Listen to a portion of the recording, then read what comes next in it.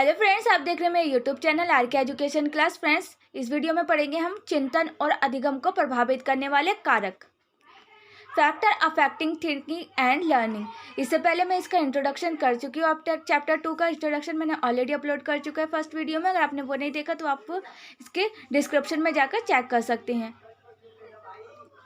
इससे पहले फिर से इसे स्टार्ट करें। इससे पहले अगर मेरे चैनल पर फर्स्ट टाइम है तो मेरे चैनल को लाइक शेयर सब्सक्राइब करना ना भूलें। साथ में बेल आइकन को प्रेस करें जिससे आने वाली वीडियो की नोटिफिकेशन सबसे पहले आपके पास पहुंचे।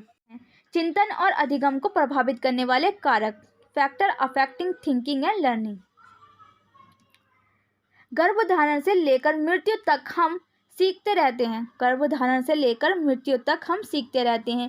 ये एक सतत प्रक्रिया है और ये कंटिन्यूअस चलने वाली एक प्रोसेस है। और इस प्रक्रिया को कई तत्व प्रभावित करते हैं और इस प्रोसेस को कई तत्व अफेक्ट करते हैं। ये तत्व हमारे चिंतन और अधिगम का मार्गदर्शन करते हैं और ये जो तत्व हैं वो हमारे थिंकिंग एंड कॉग्निशन का मार्गदर्शन करते हैं। मानव वैज्ञानिकों ने मुख्य रूप से अधिगम को प्रभावित करने वाले कारकों पर ध्यान केंद्रित किया, क्योंकि अधिगम अलगाव में नहीं होता। जैसे कि हम एक रेलगाड़ी का उदाहरण ले सकते हैं। एक रेलगाड़ी अपनी पटरी पर चलती है और अपनी पटरी के अनुसार ही वे मुड़ जाती है और सिग्नल के लाल होने पर रुक जाती है। जैसे ही सिग्नल रेड होता है वो स्टॉप हो जाती है और सिग्नल के हरे होने पर फिर से चलने लगती है। जैसे ही सिग्नल ग्रीन होता है वैसे ही वो फिर से चलने लगती है। जब चालक गति बढ़ाता है तो यह तेज चलती है और जब वो गति धीमी करता है तो वे धीरे धीरे चलने लगती है। जैसे ही चालक जो रेलगाड़ी को चला रहा है वो जैसे ही गाड़ी को तेज करता है तो वो फास्ट चलने लगती है रेलगाड़ी, पर जैसे ही वो स्लो करता है तो वो धीरे धीरे चलने लगती है।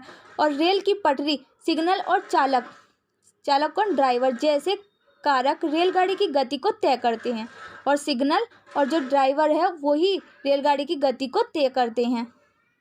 इसी तरह कई पटरियां और सिग्नल हैं जो हमारे विचारों की रेलगाड़ी को अपने अनुसार चलाते रहते हैं और इसी तरह कई पटरियां और सिग्नल हैं जो कारक हैं जो कि हमारे विचारों की रेलगाड़ी को अपने अनुसार चलाते रहते हैं। मानव वैज्ञानिकों ने हमारे सीखने को प्रभावित करने वाले कई कारकों की व्याख्या की और मानव वैज्ञानिकों ने हमारे सीखने के जो कारक हैं उनको प्रभावित करने वाले कई कारकों की व्याख्या की है।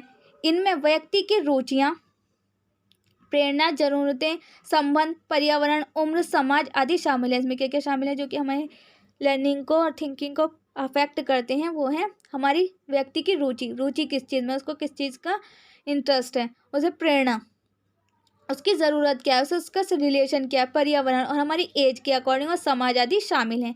इन कारकों को उनकी प्रकृति के आधार पर 4 प्रमुख श्रेणियों में विभाजित किया जा सकता है और इन कारकों को 4 प्रमुख श्रेणियों में विभाजित किया जा सकता है। व्यक्तिगत कारक, सामाजिक सांस्कृतिक कारक और मीडिया और प्रौद्योगिकी। कौन कौन से? व्यक्तिगत कारक, सामाजिक सांस्कृतिक कारक, नंबर 3 मीडिया और नंबर 4 प्रौद्योगिकी।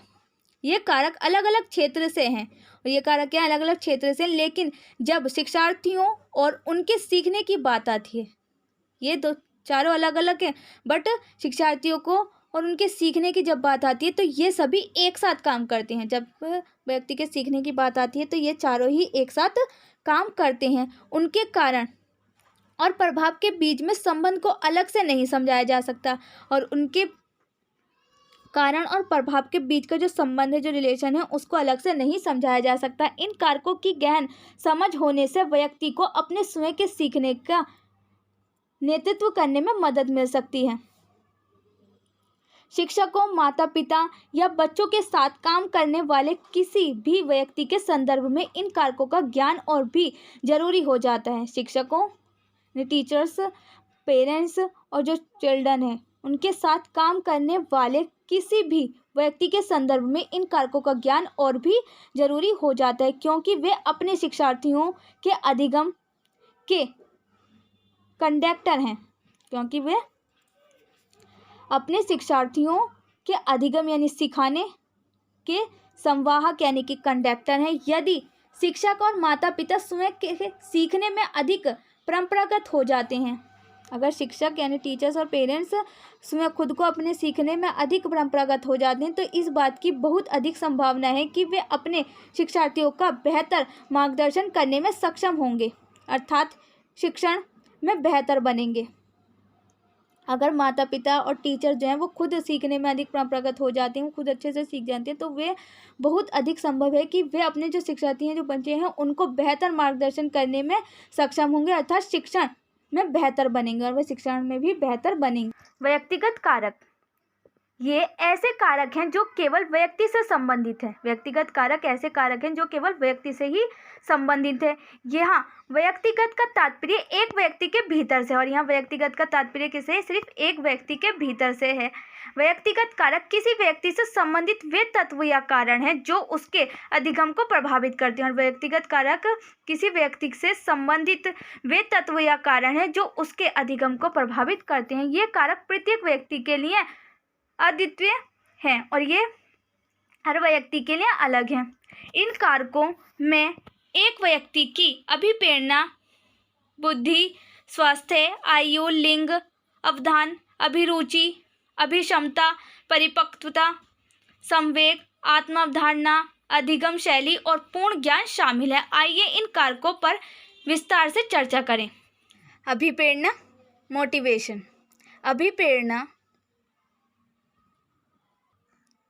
अभिप्रेरणा को किसी व्यक्ति के आंतरिक स्थिति के रूप में परिभाषित किया जा सकता है जो उसके व्यवहार को संचालित और नियंत्रित करती है, जो कि व्यक्ति के व्यवहार को संचालित और नियंत्रित करती है। यह आंतरिक अवस्था व्यक्ति के विभिन्न कार्यों को उद्दीपन प्रदान करती है। यह उद्दीपन व्यक्ति को किसी लक्ष्य को प्राप्त करने की दिशा में काम करने के लिए प्रेरित करता है। किसी व्यक्ति को लक्ष्य प्राप्त करने की दिशा में काम करने के लिए प्रेरित करता है। हमारे किसी भी व्यवहार कार्य करते समय हमारी भावना, हमारे काम करने की गति, हमारे प्रयासों का परिणाम, हमारी रुचि और किसी कार्य में शामिल होने के पीछे का मुख्य कारण यही है, उद्दीपन। बेहतर समझ के लिए आइए इस उदाहरण को देखें। सोनिया ने प्राकृतिक संरक्षण अधिकारिक, जैव विविधता अधिकारी के पद के लिए आवेदन किया। उसके पिता भी एक जैव विविधता पार्क में नौकरी करते हैं। उसने वहां मिलने वाले अच्छे वेतन की वजह से आवेदन किया है। वे अपने समय फिल्म देखने में बिताती है और वे अपना समय मूवी देखने में बिताती है। वे कई फिल्म अभिनेताओं के बारे में जानती है। वे कई फिल्म जो एक्टर हैं, फिल्मों में जो एक्टर काम करते हैं, उनके बारे में जानती है। यहाँ तक कि वह खुद भी एक अभिनेत्री बनना चाहती है, यहाँ तक कि वह खुद भी एक एक्ट्रेस बनना चाहती है। उसका एक छोटा भाई है और उसका एक सोनिया का एक छोटा भाई है। वह अभी स्कूल में है। वे अपने आसपास रह रहे विभिन्न प्रकार के पक्षियों पर लगातार शोध करता रहता है।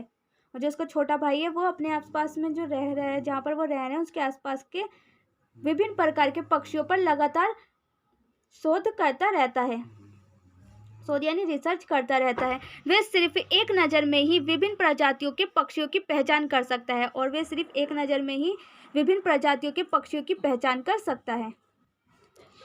यहाँ उसके गृह कार्य या किसी प्रोजेक्ट का हिस्सा नहीं है और यह उसके कोई भी होमवर्क या उसके प्रोजेक्ट का कोई हिस्सा नहीं है, लेकिन उसे पक्षियों की तस्वीरें इकट्ठा करने में मज़ा आता है। लेकिन उसे उसके छोटे भाई को सोनिया के पक्षियों की तस्वीरें कलेक्ट करने में उसे मज़ा आता है, उसमें वो इंटरेस्ट लेता है। इन सभी सवालों के जवाब अभिप्रेरणा के इर्द गिर्द घूमते हैं। एक व्यक्ति की अभिप्रेरणा ही उसके व्यवहार को संचालित करती है और एक व्यक्ति की मोटिवेशन ही उसके व्यवहार को संचालित करती है। उदाहरण के लिए सोनिया का भाई उसकी रुचि के कारण पक्षियों के बारे में अधिक से अधिक जानने का इच्छुक था। उसके भीतर एक तरह की ऊर्जा है जो उसे पक्षियों पर शोध यानी जानकारी कलेक्ट करने के लिए मजबूर करती है। अभिप्रेरणा के प्रकार, टाइप ऑफ मोटिवेशन, दो प्रकार की हो सकती है, 2 टाइप्स की हो सकती है। एक तो आंतरिक अभिप्रेरणा और एक बाह्य अभिप्रेरणा। बाह्य अभिप्रेरणा, आंतरिक अभिप्रेरणा, जैसे कि नाम से संकेत मिलता है, जो कि हमारे इनसाइड होती है अभिप्रेरणा, जो कि हमें इनसाइड से मोटिवेट करती है, वो होती है हमारी आंतरिक अभिप्रेरणा। जो हमें बाह्य रूप से अभिप्रेरणा करती है, हमें मोटिवेट करती है, वो होती है हमारी बाह्य अभिप्रेरणा। देख लेते हैं आंतरिक अभिप्रेरणा। जैसे कि नाम से संकेत मिलता है, व्यक्ति के भीतर से उत्पन्न वह दबाव जो हमें किसी कार्य को करने या किसी विशेष व्यवहार करने के लिए निर्देशित करता है, जो कि हमारे अंदर के, हमारे भीतर से उत्पन्न दबाव जो हमें किसी कार्य को करने या किसी विशेष व्यवहार के लिए निर्देशित करता है वे आंतरिक अभिप्रेरणा है। आंतरिक का अर्थ है किसी व्यक्ति के भीतर या अंदर, और आंतरिक का क्या अर्थ है? किसी व्यक्ति के भीतर या अंदर।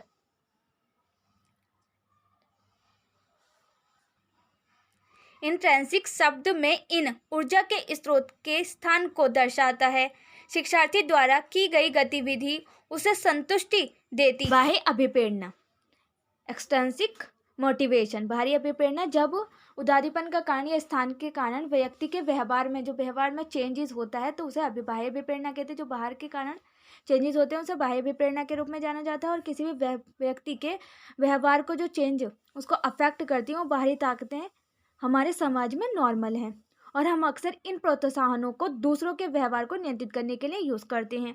फॉर एग्जाम्पल हम देख सकते हैं कि एक छात्र डिग्री या प्रमाण प्राप्त करने के लिए किसी कोर्स में प्रवेश लेता है, उसमें एडमिशन लेता है किसी भी कोर्स का डिग्री प्राप्त करने के लिए या उसका सर्टिफिकेट प्राप्त करने के लिए।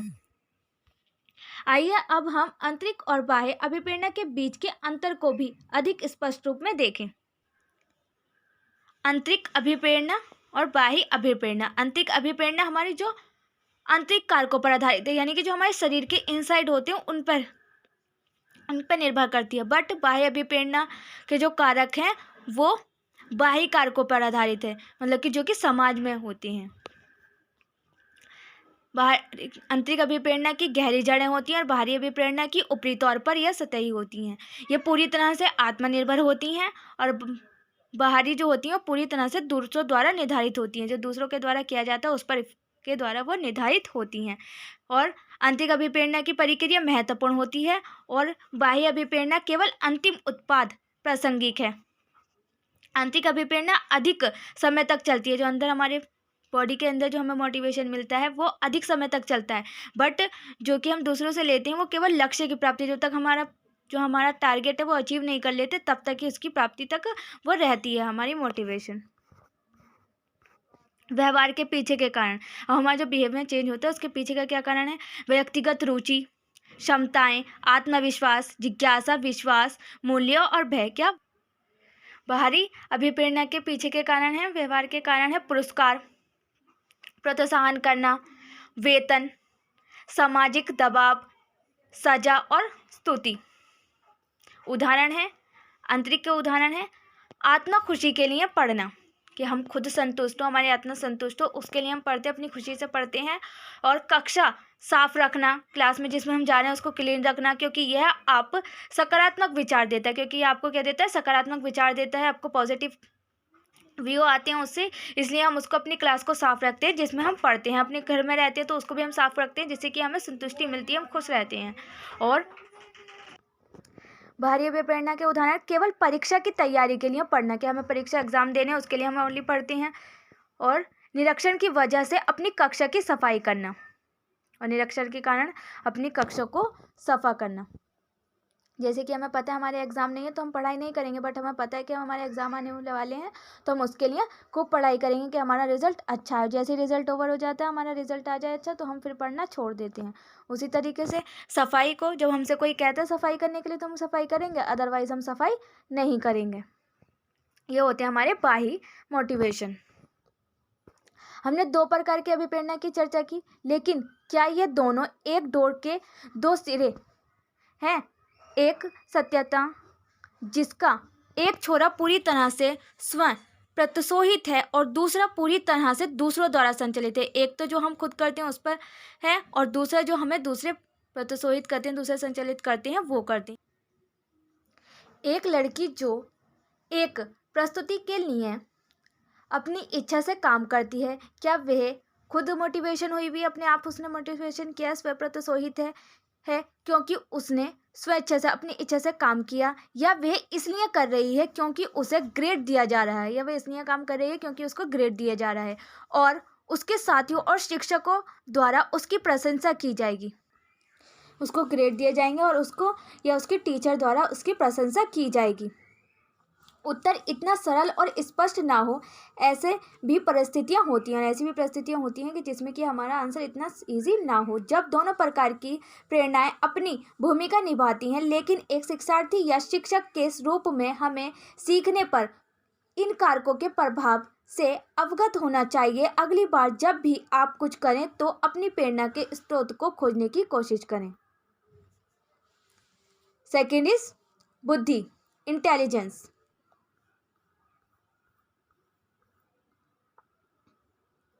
आधुनिक समय में बुद्धि को किसी के ज्ञान, सीखने की क्षमता या नई परिस्थिति में समय योजन करने की क्षमता के प्रतिबिंब के रूप में देखा और समझा जाता है, और यह दर्शाता है कि बुद्धि के विभिन्न अंश हो सकते हैं, और यह हमें दर्शाता है कि बुद्धि के इंटेलिजेंस के विभिन्न अंश हो सकते हैं, जैसे तार्किक या गणितीय बुद्धि, लॉजिक, मैथमेटिकल इंटेलिजेंस, भाषाई बुद्धि, सांगीतिक बुद्धि, स्थानिक बुद्धि, शारीरिक गति बुद्धि या अंतर्वैयक्तिक बुद्धि, इंटरपर्सनल इंटेलिजेंस, अंतरावैयक्तिक बुद्धि, इंट्रापर्सनल इंटेलिजेंस, और प्राकृतिकवादी बुद्धि, नेचुरलिस्ट इंटेलिजेंस। परिभाषित करते हुए हम कह सकते हैं कि किसी समस्या को सुलझाने, चिंतन करने, दूसरों से संबंध बनाने, संवेगों का नियंत्रण करने, रुचियों को विकसित करने, सही और गलत की पहचान करने और अपने वातावरण में सामंजस्य बनाने की क्षमता ही बुद्धि है। समस्या को सुलझाना, चिंतन करना, तर्क करना, दूसरों से संबंध बनाना, संवेगों का नियंत्रण करना, रुचियों को विकसित करना और सही गलत की पहचान करना और अपने वातावरण में सामंजस्य बनाने की क्षमता ही बुद्धि है, यही इंटेलिजेंस है। बुद्धि को मानववैज्ञानिकों द्वारा अलग अलग तरह से परिभाषित किया गया है। अल्फ्रेड बी ने विवेक को अन्यथा अच्छी समझ, व्यवहारिक समझ, पहल कहा जाता है। परिस्थितियों के हिसाब से स्वयं के सामंजस्य की आलोचना करने की क्षमता ही बुद्धि है। लक्ष्य निर्देशित समयोजित व्यवहार। संक्षेप में हम कह सकते हैं कि बुद्धि एक व्यक्ति के किसी विशेष क्षेत्र में अच्छा प्रदर्शन करने की मानववैज्ञानिक और साथ ही जैविक क्षमता है। यदि विद्यार्थी किसी विशेष क्षेत्र में बुद्धिमान है, जैसे कि शारीरिक गति बुद्धि, तो उसके नृत्य में सफल होने की अधिक संभावना है। यदि कोई विद्यार्थी विशेष क्षेत्र में बुद्धिमान है, जैसे कि फॉर एग्जांपल हम कह सकते हैं शारीरिक गति बुद्धि, तो उसके नृत्य में सफल होने की अधिक संभावना है कि वह नृत्य भी जानता हो, उसमें सफल हो। यदि किसी छात्र के पास अच्छी प्राकृतिकवादी बुद्धि है, तो उसके सफल किसान या वनस्पति शास्त्री बनने की अधिक संभावना, और यदि किसी व्यक्ति को प्राकृतिकवादी बुद्धि है तो उसके किसान या वनस्पति शास्त्री बनने की अधिक संभावना है। और हमारी बुद्धि हमें यह बताती है कि हमें क्या सीखना है, इसे प्राप्त करने के लिए कौन सी प्रक्रिया अपनाई जा सकती है, और उसको जो हमें सीखना है उसको प्राप्त करने के लिए कौन सी प्रक्रिया, कौन सी प्रोसेस अपनाई जा सकती है, और इसके लिए उपयुक्त समय क्या है, और इसको सीखने के लिए क्या उपयुक्त टाइम है। इसलिए बुद्धि सीधे अनुपातिक रूप से चिंतन और अधिगम से संबंधित है। इसीलिए हमारी इंटेलिजेंस हमारी सीधे ही अनुपातिक रूप से चिंतन और अधिगम से संबंधित है, हमारी थिंकिंग और अधिगम से संबंधित है। थर्ड इज स्वास्थ्य, हेल्थ। स्वास्थ्य किसी व्यक्ति के शरीर या मन की स्थिति है। स्वास्थ्य क्या, हमारी हेल्थ क्या है, किसी व्यक्ति के शरीर या मन की स्थिति है, और इसमें न केवल शारीरिक और मानसिक बल्कि सामाजिक रूप से सलामती भी शामिल है। स्वास्थ्य किसी व्यक्ति के शरीर या मन की स्थिति है, और इसमें न केवल शारीरिक, मानसिक बल्कि सामाजिक रूप से सलामती भी शामिल है, वो भी सलामती हमारी सामाजिक रूप से सलामती भी इंक्लूडेड है। और ये स्वास्थ्य के 3 पहलू हैं, और ये स्वास्थ्य के हमारी हेल्थ के 3 पहलू हैं जो स्वास्थ्य त्रिकोण बनाते हैं, जो कि स्वास्थ्य का एक त्रिकोण बनाते हैं। शारीरिक, रेड में हमें शारीरिक दिखा रखा है, पर्पल पर में स्वास्थ्य, और ग्रीन में मानसिक, और स्काई ब्लू में सामाजिक। अतः जब भी हम स्वास्थ्य शब्द का प्रयोग करते हैं, और हम जब भी स्वास्थ्य शब्द का, हेल्थ का प्रयोग करते हैं, सबका प्रयोग करते हैं, तो हमें स्पष्ट ही हो जाना चाहिए, हमें खुद ही स्पष्ट हो जाना चाहिए कि हम स्वास्थ्य के उन तीनों पहलुओं के बारे में बात कर रहे हैं जिनकी चर्चा ऊपर की गई है। जब भी हम हेल्थ का शब्द लेंगे तो हमें पहले ही खुद ही समझ लेना चाहिए कि जो हमें 3 ऊपर नाम दिए गए हैं उसके ऊपर ही चर्चा की जाएगी। स्वस्थ होने का अर्थ है ठीक होने की स्थिति और बीमारी से मुक्त होने की अवस्था, और स्वास्थ्य का अर्थ है ठीक होने की स्थिति यानी कि बीमारी से मुक्त, जो कि हम बीमार हैं उससे मुक्त होने की अवस्था। स्वास्थ्य और अधिगम के बीच के संबंध को परिभाषित करना आसान नहीं है, और स्वास्थ्य यानी हेल्थ और अधिगम के बीच के संबंध को परिभाषित करना इजी नहीं है, लेकिन वे वास्तव में एक दूसरे से संबंधित जरूर हैं, लेकिन उनको वास्तव में वो रियलिटी में एक दूसरे से संबंधित ज़रूर हैं। अपने हेल्थ इज़ वेल और a sound mind in a sound body जैसी लोकप्रिय कहावतें सुनी होंगी। हेल्थ इज़ वेल्थ और a sound mind in a sound body जैसी लोकप्रिय कहावतें सुनी होंगी। न केवल मानव वैज्ञानिक रूप से बल्कि यह वैज्ञानिक रूप से भी सच है। न केवल मानव वैज्ञानिक रूप से बल्कि वैज्ञानिक रूप से, साइंसिक रूप से भी ये सच है। हमारे स्वास्थ्य की स्थिति हमारी आनुवंशिकता के साथ साथ उस वातावरण पर भी निर्भर करती है जिस पर हम रहते हैं, और हमारी हेल्थ उस पर भी निर्भर करती है जिस पर वातावरण में हम रहते हैं। और जो व्यक्ति या जो विद्यार्थी अपने स्वास्थ्य की समझ, अपनी हेल्थ की वजह से नियमित रूप से स्कूल नहीं जा पाते, या कुछ व्यक्ति अपनी हेल्थ की वजह से ऑफिस नहीं जा पाते, उनकी कक्षाएं छूट जाती हैं, उनके ऑफिस से छुट्टी हो जाती है और विद्यालय में अनुपस्थिति उनके अब्सेंट होने का परिणाम होता है, और सीखने में नुकसान होता है। जो वो लर्न करने जा रहे हैं, सीखने जा रहे हैं, उसमें भी उनको लॉस होता है। साथियों के समूह में शिक्षा प्राप्त करने में नुकसान, और साथी के जो हमारे फ्रेंड्स होते हैं उनके साथ जो हम कुछ सीखते हैं, शिक्षा लेते हैं, उसमें भी हमारा लॉस होता है। चर्चा के माध्यम से सीखने का नुकसान, और जब चर्चा होती है, डिबेट होती है, उसके अकॉर्डिंग भी हम सीखते हैं तो उसमें भी हमारा लॉस होता है। व्यवहारिक और संप्रदायात्मक समझ बनाने में भी बहुत नुकसान होता है, और हमें व्यवहारिक समझ बनाने में भी बहुत ज़्यादा नुकसान होता है। अगर हम टाइम से हमारी हेल्थ ठीक ना हो तो, हम बीमार हो तो। हमारी शिक्षा प्रणाली एक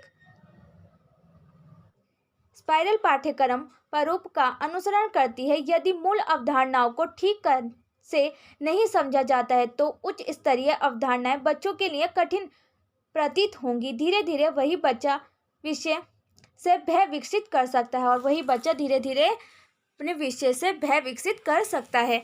स्कूल भी समाज का एक छोटा सा रूप है, यदि विद्यार्थी दिन प्रतिदिन स्कूल कॉलेज की गतिविधियों में भाग लेने में विफल रहते हैं तो वे सीखने और अपने क्षितिज को व्यापक बनाने के अवसरों से चूक जाते हैं। अगर कोई बच्चा अगेन बीमार पड़ता रहेगा और वह स्कूल नहीं जाएगा तो वह अपने गतिविधियों में भाग लेने से भी विफल रहता है, और तो वे सीखने और अपने क्षितिज को व्यापक करने या उसे व्यापक बनाने के अवसरों से भी चूक जाता है। खराब स्वास्थ्य वाले छात्र शायद ही कभी खुद को सामाजिक गतिविधियों में शामिल करते हों। जो बच्चे बीमार रहते हैं वो शायद ही है कि वो कभी खुद को सामाजिक गतिविधियों में शामिल करते हैं, चाहे वे पारिवारिक सभा हो या दोस्तों का मिलना, या चाहे वो पारिवारिक सभा हो या फिर दोस्तों से मिलना। कनाडा आधारित शोध का दावा है कि जो बच्चे अस्वस्थ हैं उन्हें स्कूल की समस्याओं के लिए उन विद्यार्थियों की तुलना में अधिक जोखिम है जो चिकित्सक समस्याओं से मुक्त हैं। खराब स्वास्थ्य वाले विद्यार्थियों में स्कूल में फेल होने, एक ही कक्षा में बार बार दोहराना और स्कूल छोड़ने की संभावना अधिक होती है। और जो बच्चे बीमार होते हैं वो अधिक फेल होने का और उनको बार बार उसको पाठ्यक्रम को दोहराना, स्कूल छोड़ना और उसी क्लास में अगेन 2-3 बार पढ़ना की संभावना अधिक होती है। इसे हमें एक उदाहरण से यदि किसी छात्र को धूल या सुगंध से एलर्जी है तो वह आउटडोर गेम खेलने से वंचित हो सकता है, और यही वह रसायन विज्ञान प्रयोगशाला में अच्छा काम नहीं कर सकता है। साथ ही यदि कोई छात्र कक्षा में स्वकृति महसूस नहीं कर रहा तो यह उन्मुक्त अधिगम में बाधा उत्पन्न कर सकता है। वह कक्षा से दूर रहना शुरू कर सकता है और वह कक्षा से भी दूर रहने लगेगा। यह प्रस्तुतिकरण करने में दिलचस्पी नहीं लेगा या वह प्रस्तुतिकरण करने में भी दिलचस्पी, उसमें इंटरेस्ट नहीं लेगा और खराब स्वास्थ्य होने से पढ़ाई बंधित रहती है और उसकी जब खराब होगा उसका स्वास्थ्य, उसकी हेल्थ ठीक नहीं होगी तो वह पढ़ाई भी अच्छे तरीके से नहीं कर पाएगा। इसीलिए शरीर के लिए भोजन उतना ही महत्वपूर्ण है जितना कि मन के लिए भोजन। इसीलिए शरीर के लिए भी भोजन इतना ही इम्पोर्टेंट है जितना कि हमारे मन के लिए भोजन। अच्छा शारीरिक, मानसिक और सामाजिक स्वास्थ्य बनाए रखने से बेहतर अधिगम में मदद मिलेगी। और अच्छा शारीरिक, मानसिक और सामाजिक स्वास्थ्य बनाए रखने में बेहतर अधिगम में मदद मिलेगी। फोर्थ इज आयु और परिपक्वन। गर्भधारण से लेकर मृत्यु तक मनुष्य कई परिवर्तनों से गुजरता है।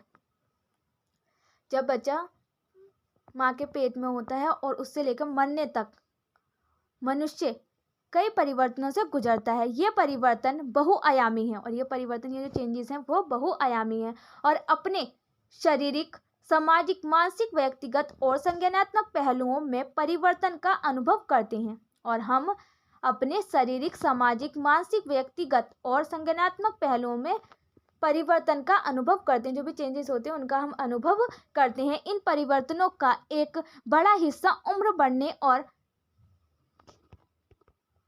परिपक्वन के कारण होता है। उम्र बढ़ने को वृद्ध होने की प्रक्रिया के रूप में परिभाषित किया जा सकता है। जब उम्र बढ़ने लगती है तो हम उसको वृद्ध होने की प्रक्रिया के रूप में परिभाषित कर सकते हैं। जैसे जैसे हम बड़े होते हैं हम समृद्धि, ग्रोथ और विकास, डेवलपमेंट से गुजरते हैं और जैसे जैसे हम बड़े होते हैं वैसे ही हम ग्रोथ और डेवलपमेंट से गुजरते हैं। परिपक्वता का संबंध भी हमारी उम्र से होता है और परिपक्वता का संबंध भी हमारी उम्र से, हमारी एज से होता है। परिपक्वता एक प्राकृतिक प्रक्रिया है जो आनुवांशिक रूप से कर्मदेशित जेनेटिकल प्रोग्राम होती है। यह जैविक प्रक्रिया सीखने की प्रक्रिया में एक महत्वपूर्ण भूमिका निभाती है और यह जैविक प्रक्रिया सीखने की प्रक्रिया में, सीखने की प्रोसेस में एक इम्पोर्टेंट रोल निभाती है। सीखने के लिए एक व्यक्ति की उसकी परिपक्वता के अनुसार होती है और यह उसके अधिगम को काफ़ी हद तक निर्धारित करती है और ये उसके अधिगम को यानी सीखने को काफ़ी हद तक निर्धारित करती है। उदाहरण के लिए बच्चे 4 या 5 साल की उम्र में पेंसिल पकड़ना शुरू कर देते हैं। फॉर एग्जाम्पल हम कह सकते हैं जो बच्चे होते हैं वो 4 या 5 साल की उम्र में पेंसिल पकड़ना शुरू कर देते हैं। अगर 2 साल की उम्र में किसी बच्चे को पेंसिल से लिखने के लिए कहा जाए तो वह ठीक से पकड़ नहीं पाएगा। अगर 2 साल का है बच्चा और उससे कहा जाए कि भाई तुम पेंसिल पकड़ो और इससे लिखना शुरू करो तो वह ठीक से बच्चा पेंसिल को पकड़ भी नहीं पाएगा और लिख भी नहीं पाएगा। जब पकड़ ही नहीं पाएगा तो लिखेगा कहाँ से? ऐसा इसलिए है क्योंकि उसकी उंगलियां और हाथ अभी तक पेंसिल को पकड़ने के लिए प्राप्त परिपक्व नहीं हुए हैं। ऐसा इसलिए है क्योंकि अब तक उसकी उंगलियां और उसके हाथ पेंसिल को पकड़ने के लिए पूरी तरह से तैयार नहीं हुए हैं। ये तो बात हुई शारीरिक परिपक्वता की। इसी तरह 2 साल के बच्चे के लिए संरक्षण की अवधारणा को समझना संभव नहीं होगा।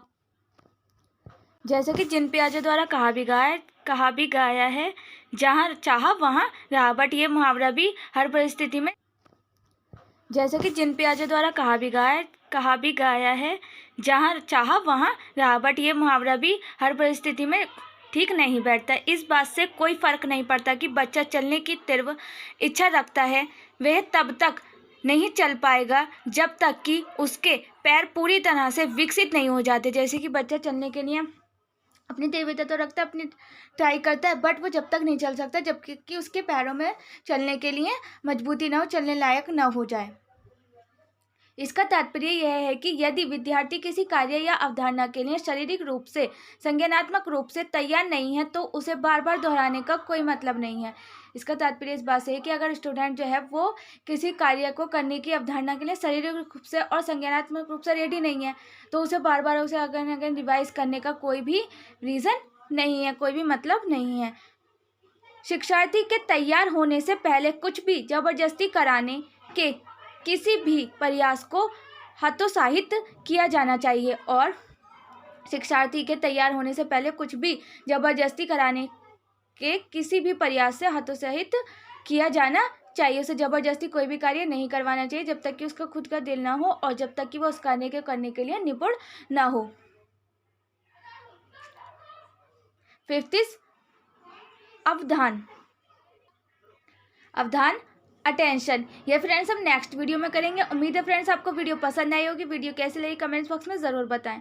वीडियो लेंथी ना हो इसलिए हम इसको स्किप कर रहे हैं। यहीं नेक्स्ट वीडियो में करेंगे हम अवधान अटेंशन। ऐसे इंटरेस्टेड वीडियो देखने के लिए मेरे चैनल को लाइक शेयर सब्सक्राइब करना ना भूलें। साथ में बेल आइकन को प्रेस करें जिससे आने वाली वीडियो की नोटिफिकेशन सबसे पहले आपके पास पहुंचे। Thanks for watching.